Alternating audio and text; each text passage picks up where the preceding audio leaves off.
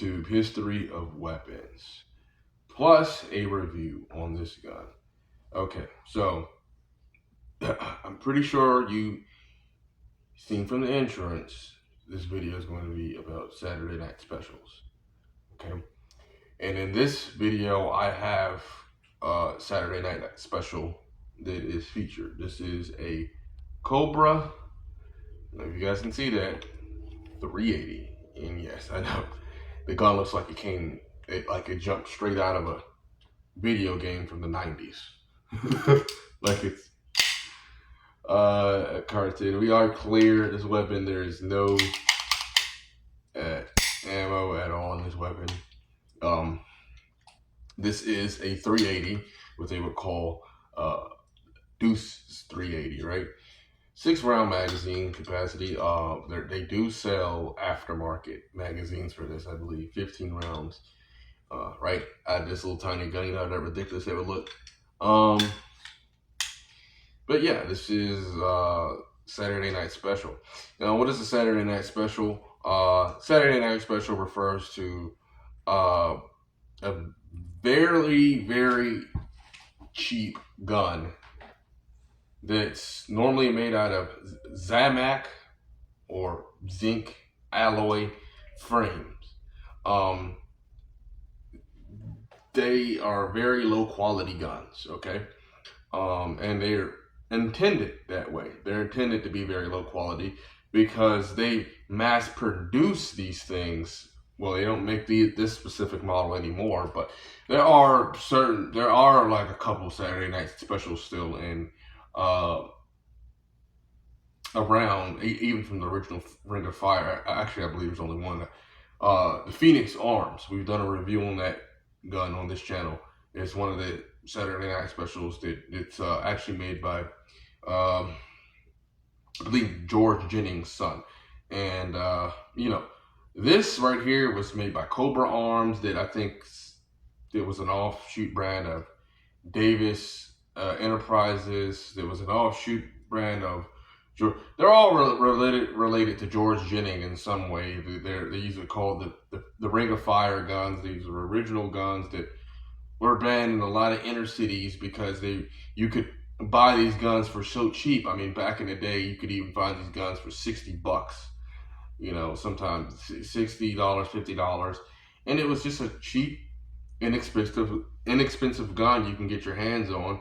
It's a throwaway gun. I mean, if you know, these guns right here won a lot of wars, turf wars, that is, for drugs, right?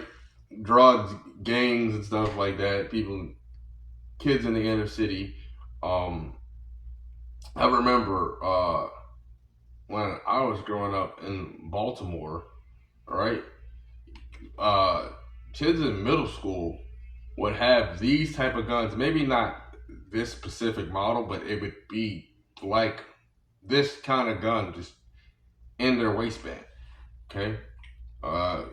Glad to get out of that shithole. But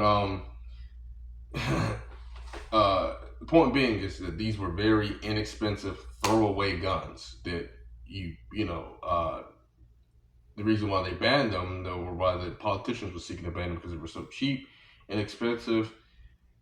The criminal would commit crime with it and then throw it away. But what that also did was punish the law-abiding citizens that didn't have money to go get expensive firearms that would cost anywhere from $400 to $500, even $600-700 just to protect themselves. Sometimes if you're a single mother, or or just trying to raise a family in a low-income area, you could buy this inexpensive gun legally. You could have something to protect yourself with back then. Well, when they passed the law, they did away with these kind of companies or banned them from that specific area of the region, and they were no longer able to sell them anymore. Now, this is a very basic firearm. There's not a whole lot of safeties on this thing. It's one safety. It's right here.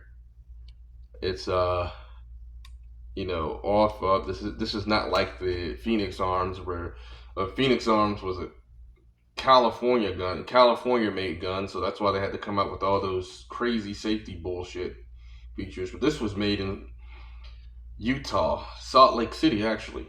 Uh, I've been out there before. Drove past it. Um, Obviously, here we don't have a lot of the sight picture is pretty much. I mean, it has a little sight if you can see that, but I guess you can paint something right there. Um, it almost looked like they try to put a Picatinny rail here. It'd be pretty cool if you could find some aftermarket. Not that you would ever use this for that. So I mean, this is a pocket gun. This is an up close and personal type of gun. You know, it's not something you're going to be using far at range. So, um, if it could even get to a full magazine, I would be surprised. By the way, I bought this gun for under $100 at a pawn shop. Um, and I originally bought this gun for my girlfriend to have something to practice with. Um, and my cousins, little cousins, that so they could have something fun to practice with. Um, so but I mean, this is not something that I would ever carry. Or now, I mean, if it could get through a few bags, would it be better than having nothing? If I didn't have nothing at all, hell yes. Anything's better than having nothing. You know what I mean? But like I said, there's not a whole lot of features to it. I mean, this is just a straight blowback design. Um, it's more of like a copy from like the early. The only gun I think I could compare this to, or like something like the clip push out design, or like the old Walther PPK. Obviously, this is not a Walther PPK, but this the design that how this pushes out right here. That's a very German-like design, right? Or what's another one? The Browning, right? The Browning 25 Auto is probably something that's similar. It's probably the design they were looking to copy off of when they came out with this. I believe this particular design either came out in the 70s or 60s. I'm not too sure on the details like that. But like I said, the guy, this is the original Ring of Fire gun. One of the original Ring of Fire guns.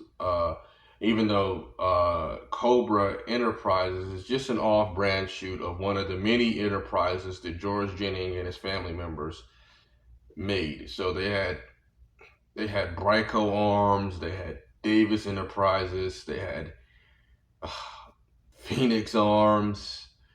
I mean, the list just goes on and on. They switched companies left and right, and then eventually one of them, I think it was an incident that happened where they had a $25 million lawsuit with one of the companies. One of the, I believe it was like a 22 revolver was misused in some way, and they settled for $25 million on the lawsuit. And that's what led one of the companies to go out of business. And I believe they just either offshoot from there, and Phoenix Arms they're still making pistols today, and they're actually doing pretty good sales. Surprisingly, people like those little pocket Phoenix Arms pistols. I don't know who runs that company now, to be honest. I know it's still a California-based company, but it'd be nice to see them if they would, be willing to sell that business to maybe somebody that's a little bit bigger of a name, and to maybe update the pistol a little bit more. That'd be pretty cool to see. And hopefully they can still keep it the same price. Just buy their equipment, make the pistol still out of Zamac, and the alloy frame, and keep it and just update it a little bit. You take all the safeties and bullshit, which obviously they're not gonna be able to do in California. So obviously they're gonna have to buy the company and make the pistols in-house in another state. That'd be pretty cool. Now, back to this thing. Like I said, it's just very simple design. You get, I believe this is either 6+1 or 5+1. This is a 380. You could either put 380 in this or 32 auto. Magazine pops in like that. Pull it back, and then you pull the trigger. These are again notorious for the firing pins breaking and stuff like that. So you won't even be able to find this pistol in stock anywhere online unless you get it off a gun broker or something like that. But this is what I do on this channel. I review, I tell you about the history of these old weapons and stuff like that. And I may not even keep this gun. I might give this gun away, either pawn shop or, friend or something like that. But it's always interesting to just get my hands on this and do reviews on this type of gun and stuff like that. And hopefully we're able to do that with more expensive guns in the future. I do have an AR pistol build coming out. Now, recently, what's going on with this unconstitutional ruling with the ATF? Dun dun dun. They are the pistol brace thing. I want a brace on my AR pistol. I don't want an AR pistol with no brace on it. Okay. I think that's kind of stupid. I want like, I'm going for a budget Mark 18 kind of build. So I wanted a brace on my pistol, but with the ruling, it's up in the air right now. So there is a lot of companies out there that are selling the ARP with the brace on it. So that's what I'm aiming on getting. If I can't order it with the brace, I'll just order the frame and fucking build it. That's okay. Okay, so back to this. We are going to take this outside and review it now. We're going to shoot it. I got some 380, and it's just regular ball ammo. Full metal jacket, ball ammo, and that's all you really want to shoot out of this cheap pistol. You don't want to shoot you don't want to put any hot loads in there, because 380 is basically a 9mm short, and you can get some pretty hot loads. So don't go lower than Liberty Civil Defense in this thing unless you want it to blow your hands off.